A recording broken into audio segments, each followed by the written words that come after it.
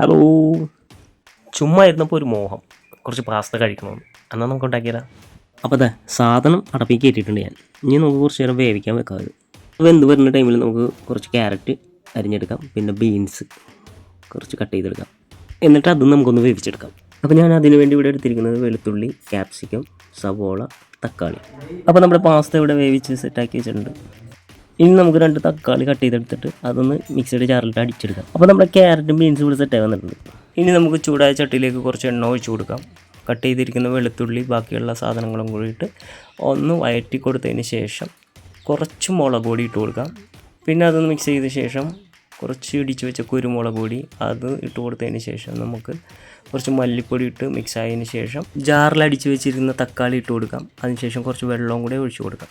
ഇതിലേക്ക് നമ്മൾ വേവിച്ച് വെച്ച പാസ്ത ഇട്ട് കൊടുക്കുന്നുണ്ട്. പിന്നെ അതുകൂടാതെ നമ്മൾ വേവിച്ച് വെച്ച വെജിറ്റബിൾ അതും കൂടെ ഇട്ട് കൊടുക്കണം. ഇനി ഇവന്മാരെല്ലാം കൂടി ഇളക്കി എടുക്കണം. ഇവനിതെന്ത് പറ്റി?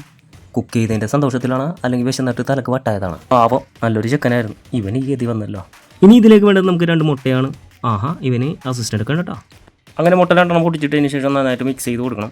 ഇതിൻ്റെ ടേസ്റ്റ് നോക്കാൻ വേണ്ടി 2 പേര് വന്നിട്ടുണ്ട് കേട്ടോ ഇവിടെ. ഇത് നമുക്ക് ചെറിയ ആളിന് കൊടുക്കാം. എങ്ങനെയുണ്ടെന്ന് നോക്കാം. എങ്ങനെയുണ്ട്? അടിപൊളിയാന്ന് പറയണം. ഇനി നമുക്ക് ഞാൻ തന്നെ കഴിക്കാം. കൊള്ളാം. ഇനി നമുക്ക് പുറകിരിക്കുന്ന വലിയ കൊടുക്കാം. തട്ടിക്കോ. ചെറിയ ആൾ പിന്നെയും ചോദിക്കണം കേട്ടാ. അപ്പോൾ അടുത്തൊരു വീഡിയോ ആയിട്ട് കാണുന്നത് വരെ ബൈ.